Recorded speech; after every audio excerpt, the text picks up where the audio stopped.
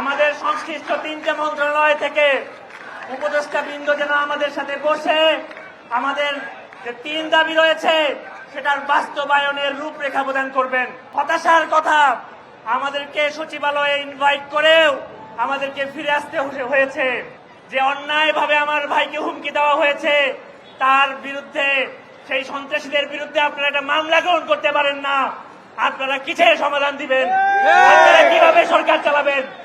আমরা আজকে এখানে সমগ্র প্রকৌশল সমাজ, যারা বিভিন্ন প্রকৌশল বিশ্ববিদ্যালয়, বিজ্ঞান ও প্রযুক্তি বিশ্ববিদ্যালয়, বিভিন্ন প্রকৌশল ফ্যাকাল্টি, বিভিন্ন প্রাইভেট বিশ্ববিদ্যালয় থেকে এখানে জড়ো হয়েছি। আমরা কিন্তু নিজেদের স্বার্থ নিয়ে নয়, আমরা বরং দেশের সার্বিক কল্যাণে এখানে একত্রিত হয়েছি। আমরা আমাদের সেক্রেটারি জেনারেল যেমনটা বলেছেন, 1টা পর্যন্ত সময়, অন্যথায় আমরা মাস্টার সচিবালয় দিব। সেখানে আমরা দাবি আদায় না হওয়া পর্যন্ত সেখান থেকে সরব না ইনশাআল্লাহ।